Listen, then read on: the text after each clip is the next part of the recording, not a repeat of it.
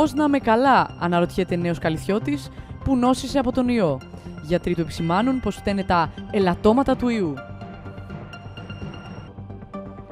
Πιο μεταδοτικό το μικρόβιο του ραπ σκανδάλου από τον κορονοϊό, σύμφωνα με τελευταίες έρευνες του Τζον Ιωαννίδης. Μέχρι το Σάββατο δεν ήξερα τη διαφορά ραπ με hip hop, δήλωσε νέα ακροάτρια. Σύμφωνα με τελευταία ερευνητικά στατιστικά, ο αριθμός των LPs που θα βγουν μέχρι το τέλος του τυχερού 2020 θα ξεπεράσει τα κρούσματα του κορονοϊού. Κορονοϊός! Hip hop συγχωροχάρτη είναι η νέα βεβαίωση που καλείται να συμπληρώσει κάθε ράπερ για όλα τα σεξιστικά του παραπατήματα, ώστε να συνεχίσει την πορεία του στο ραπ. Εύκολα θα μπορεί να το προμηθευτεί σε κέπ της περιοχής του, ενώ σε περίπτωση που η δήλωση ξεπερνάει τις 4 σελίδες, θα παρέχονται μαστιγές από θηλυκότητες της γειτονιάς. Κουπλέ του Νικήτα Κλίντα από το ομώνυμο τραγούδι «Η Μάσκα» θα ακούγεται σε ασανσέρ νοσοκομείων καθώς και σε δημόσιες υπηρεσίες.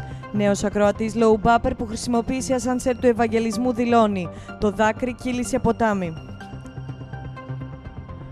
Σύμφωνα με τοπικά κανάλια των δυτικών προαστίων, λόγω τιμή της αδερφάκος πούλησε τους φίλους του για ένα μουνί.